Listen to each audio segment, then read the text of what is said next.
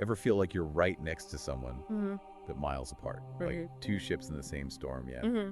So close you can see each other, but each one fighting the waves totally alone. Yeah, it's so isolating, right? It's that thing, that human experience of feeling totally alone, even when you're in a relationship struggling together. It's rough. And today we're diving deep into Buddhist philosophy to see what it has to say about this and how to deal with it. Exactly. And a lot of it comes down to the Buddhist idea of dukkha. Dukkha. Suffering. Hmm. Like, are relationships doomed to be full of suffering? No, not exactly. It's more nuanced than that. Buddhism recognizes that life inherently involves suffering.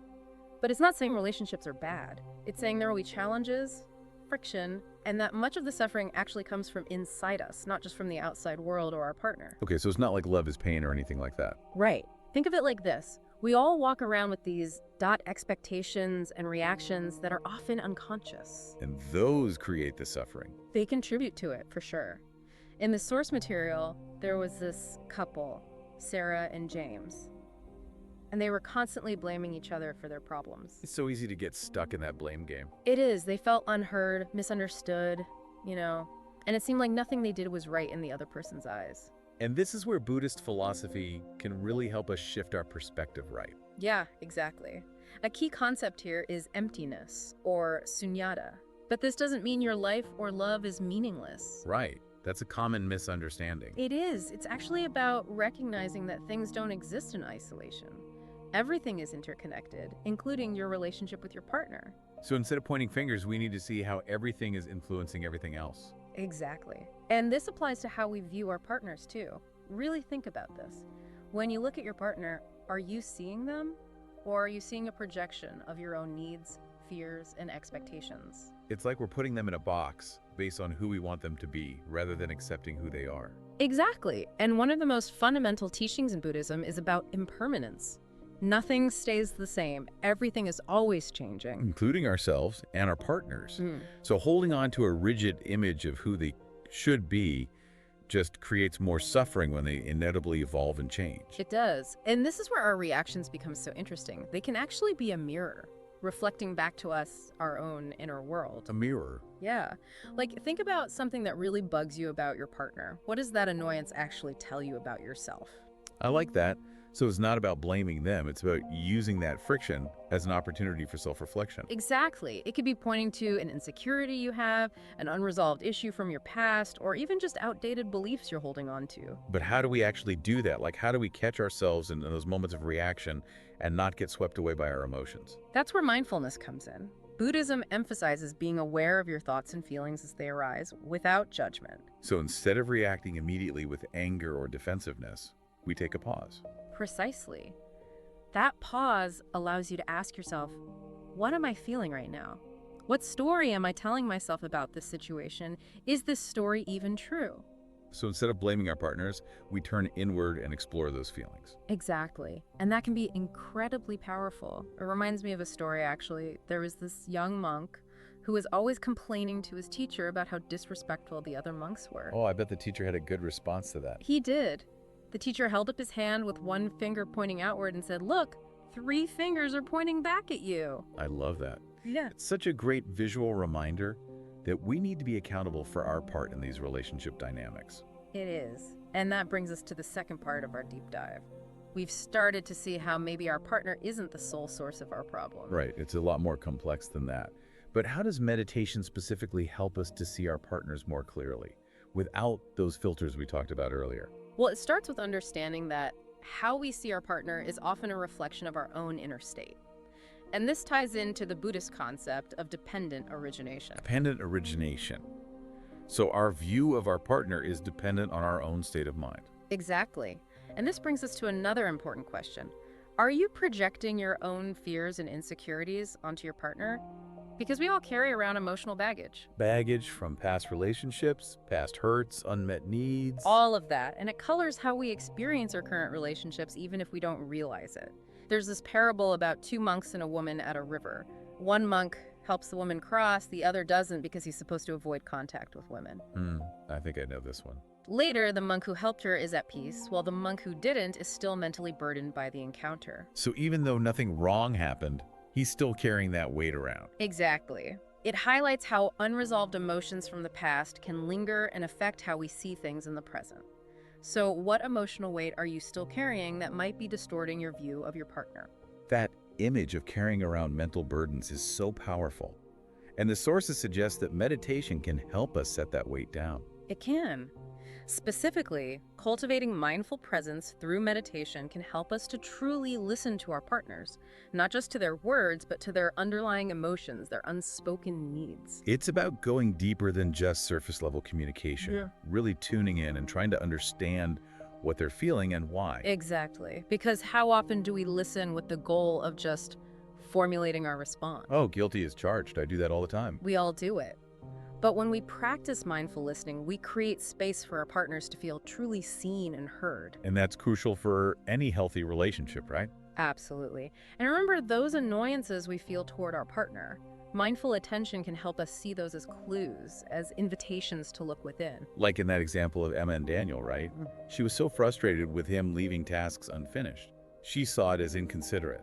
But when she understood his underlying perfectionism, it shifted everything.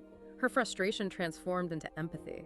Understanding the root cause changed her whole perspective. Yeah. And the sources say this isn't just a feel-good idea, it's actually backed by neuroscience. It is.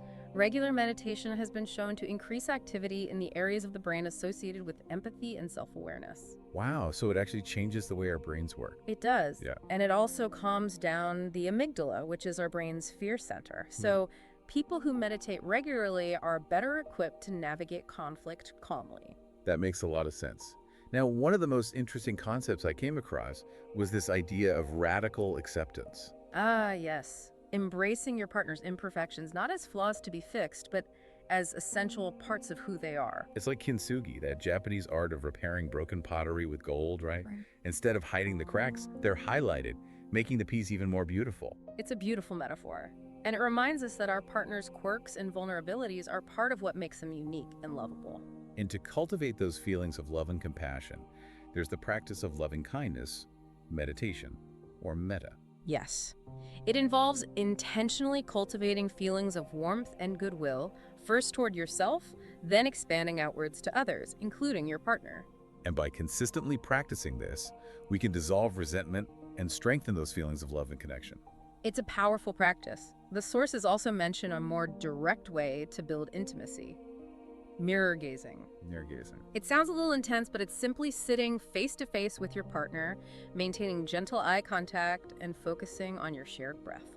Interesting. So it's about connecting on a deeper level beyond words. Precisely. Now, it's important to acknowledge that conflict is a natural part of any close relationship. Yeah, it's unrealistic to think we'll never disagree or argue. Exactly. But Buddhism offers a different way of approaching conflict, and meditation can help us to do that with more curiosity and openness. Instead of getting defensive or reactive. Exactly. Even just taking 3 deep breaths during a heated moment can disrupt that automatic fight or flight response. Try it next time things start to escalate. That pause can really shift the energy, can it? It helps us move away from that me versus you dynamic. It does. It's more like we're in this together, trying to navigate the challenges as a team. And that brings us to part 3 of our deep dive, which focuses on specific meditation techniques for couples. This is where it gets really practical. I'm excited to hear about these. The first one is mindful hugging meditation, inspired by Thich Nhat Hanh. It's about taking a slow, deliberate hug, really focusing on the physical sensations of connection and breathing together. It's like bringing mindfulness into that simple act of embracing. Exactly. And it can be incredibly grounding and reconnecting.